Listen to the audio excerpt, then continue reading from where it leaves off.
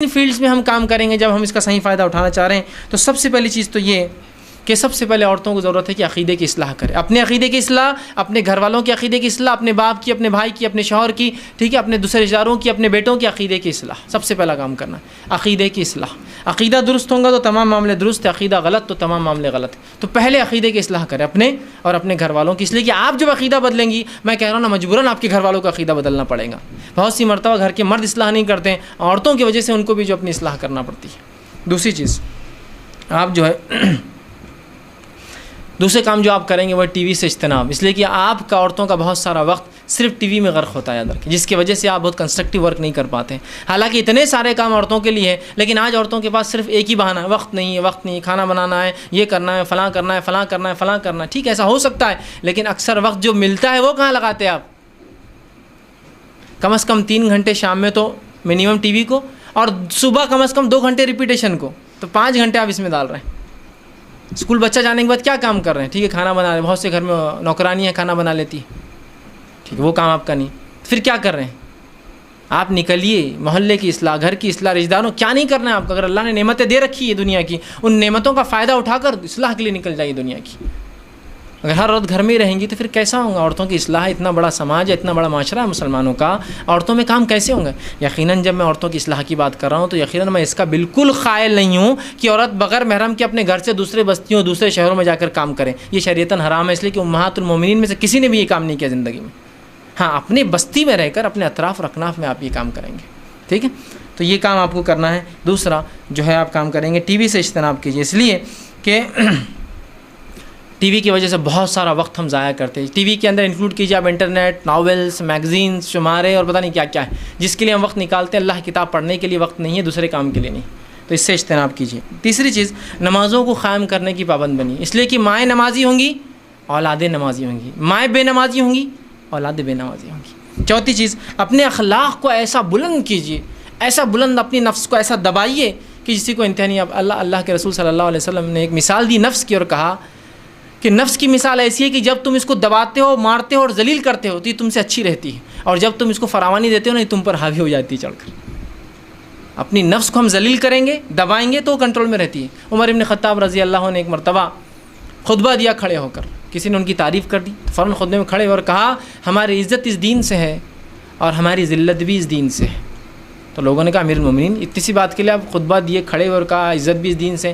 تو کہا، کسی نے مجھے میرے سامنے تعریف کی کہ تم تو اتنے بڑے سلطنت کے مالک ہو، تو میں نے صرف اپنی نفس کو ذلیل کرنے کے لیے خطبہ دیا اتنا سا، کہ میری عزت صرف اس دین کی وجہ سے، میرے میں کوئی خصوصیت نہیں ہے، اور اگر ذلیل بھی ہوں گا تو اس دین کو چھوڑنے سے ہوں گا، میری خود اس میں وہ نہیں ہوں گی۔ اندازہ لگائی، تو نفس کو دبانے سے یہ کنٹرول میں رہتی ہے، اس کو چھوڑنے سے یہ آپ پر حاوی ہوتی ہے۔ دبائیے اس کو، حسد، جلن، برائیوں کو پریس کیجیے، اور ایسا اخلاق بنائیے کہ آپ کی اولادیں آپ کے گود سے با اخلاق شخصیتیں بن کے نکلیں۔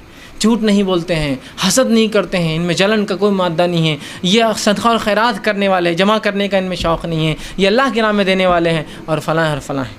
پانچویں چیز جو آپ کریں گے، فیشن پرستی سے مکمل اجتناب کیجیے۔ آج اکثر شوہروں کا حلال مال، باپ کا حلال مال، بھائی کا حلال مال عورتیں فیشن پرستی میں غرق کر رہی ہیں، اور فیشن پرستی اتنی عام ہو چکی ہے کہ جو فیشن نہیں کرتی وہ آڈ ہے، جو فیشن کرتے وہ ایون ہے آج کی دنیا میں۔ مطلب وہ سب صحیح ہیں جو فیشن پرست ہیں، ایک آدھ اگر کوئی عورت شادی کے لیے بولتے پیسہ نہیں ان کے شوہر کے پاس، اتنی تنخواہ ہو کے بھی خرچ نہیں کرتے تم اپنے اوپر، مطلب ان کو لگتا ہے یہ نہیں کر رہی اس لیے کہ اس کے پاس پیسہ، لیکن یہ کنجوس ہے۔ ہاں 500 لگتے ہیں نا وہاں جانے کو، تم کا خرچ کریں گے، تم تو کنجوس لوگ ہیں، وہ سمجھ نہیں۔ تو مطلب جو فیشن نہیں کرتی وہ آڈ ہو چکی ہے زمانہ، ہے نا۔ آپ دیکھیے ایسے کتنے لوگ جو فیشن سے آج بچے ہیں، اللہ ماشاء اللہ میں کہوں گا، جو بچا ہے نا بہت بڑا کارنامہ دے رہی ہے وہ عورت اس سماج میں، اگر فیشن نہیں کرتی ہے تو۔ اس لیے نہیں کہ شوہر کوٹ کے رکھتا بلکہ نہیں کر رہی، دل سے نہیں کرتی ہے، ورنہ ہوتا ہے کچھ عورتیں صرف شوہر کے ڈر سے نہیں کرتی، جیسی میکے جانے کو ملا فل بالکل ایسا کو پہچانیں گے، شوہر بھی نہیں پا رہی میری بھی ہے کہ یہ سمجھ رہا، ویسا نہیں، دل سے کہ اللہ کی رضا کے لیے میں یہ تمام چیزوں کو چھوڑتی ہوں۔ اس میں آپ کا حلال مال جاتا ہے، اس سے اتنی گناہ سماج میں بڑھ رہے ہیں۔ میں کہہ رہا ہوں آج کل جو اکثر مسائل پیدا ہو رہے ہیں، لڑکوں نے یہ کیا، وہ لڑکا لے کے بھاگ گیا، فلاں ہوا، یہ وجہ اس کی عورتوں کی فیشن پرستی، اور جب اس فیشن پرستی میں لڑکے عورتوں کو دیکھتے ہیں تو پھر اس کے بعد تمام مسائل چالو ہوتے ہیں، پھر وہ لیٹرس آ رہے ہیں، پھر مس کالس آ رہے ہیں، پھر فلاں کالس آ رہے ہیں، پھر پیچھے کوئی جا رہا ہے، پھر کالج میں کوئی بیٹھا۔ کیوں آپ فیشن پرستی نہیں کرتے، اسلامی حلیہ اختیار کرتے تو کوئی کیسی بھی حالت میں دیکھتا تو کہتا ہے ہر کوئی کہ تو فیشن پرستی سے اٹریکشن بڑھ جاتا ہے، شیطان اور مائل کرتا ہے لوگوں کو۔ تو فیشن پرستی سے ایسا اجتناب کیجیے کہ اس کو دور دور تک اپنے اور اپنے بچوں کے نزدیک منانا دیجیے. اسی طرح بدعتوں سے اپنے آپ کو اجتناب کرائیے, اور بالخصوص نکاح, پیدائش اور موت کے رسومات سے اپنے آپ کو روکیے.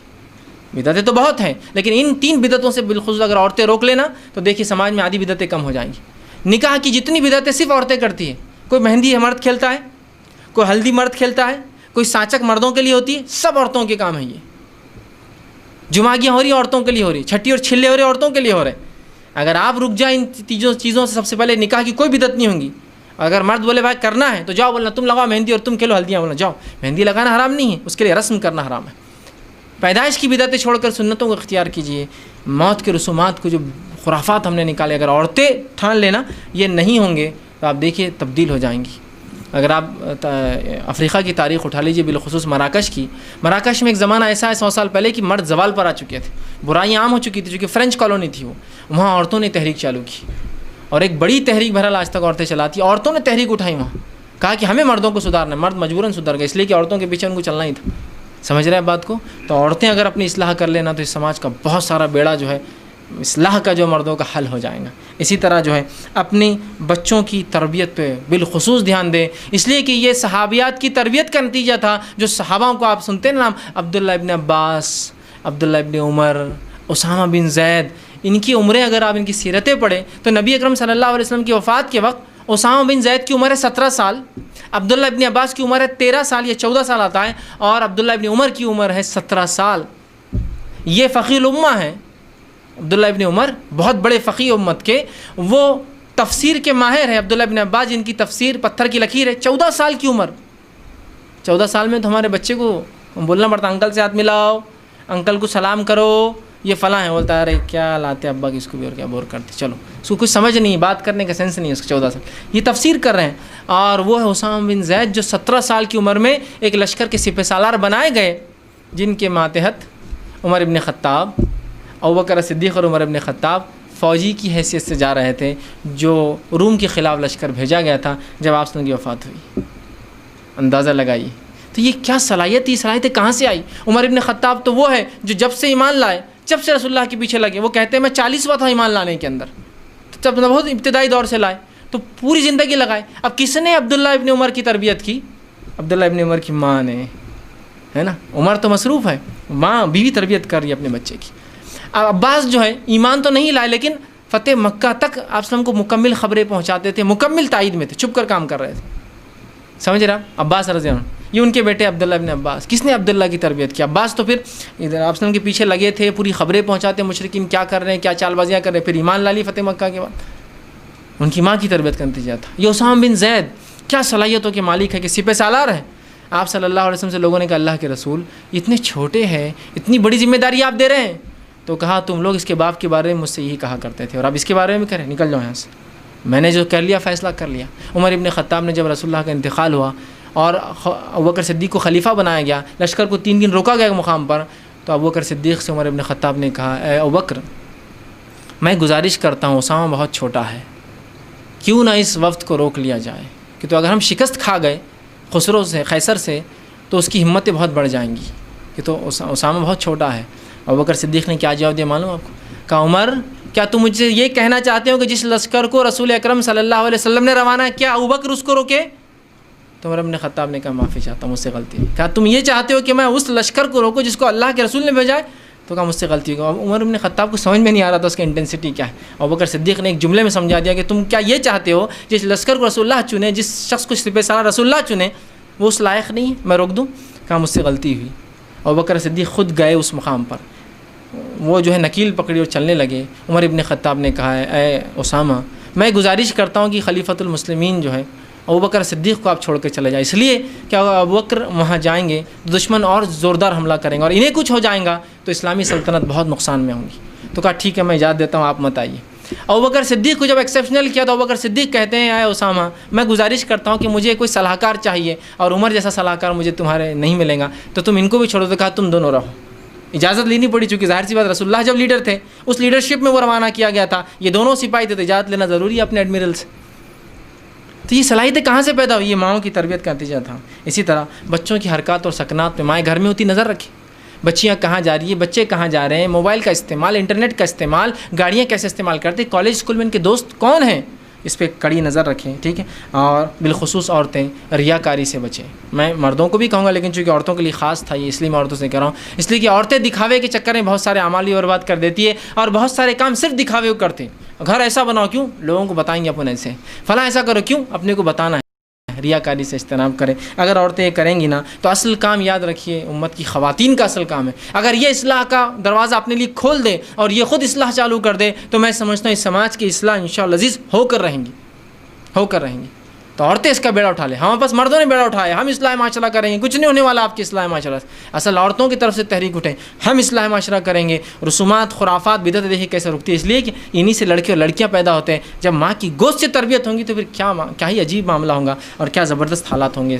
تو عورتیں اپنی ذمہ داری کو سمجھیں اور جو ہے اس چیز کو جو ہے سمجھے اور اچھائی کا حکم دینے اور برائی سے روکنے میں آگے بڑھیں. آخر میں ایک بات کہوں گا اور اپنی بات کو ختم کروں گا.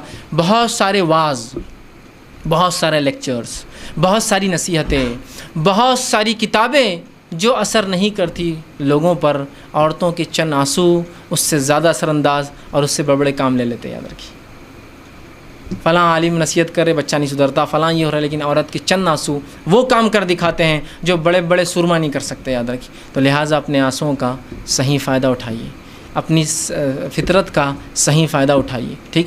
اور اس سے اچھائی کا حکم دینے میں اور برائی سے روکنے میں، امر بالمعروف اور نہی عن المنکر میں لگا دیجیے. تو انشاءاللہ عزیز اگر ماؤں نے یہ بیڑا اٹھا لیا، بیٹیوں نے بیڑا اٹھا لیا، بیویوں نے بیڑا اٹھا لیا، بہنوں نے بیڑا اٹھا لیا تو پھر مردوں کے بہت سارے کام آسان ہو جائیں گے. اور یہ دوسری طرف سوچ کے دیگر اصلاح معاشرہ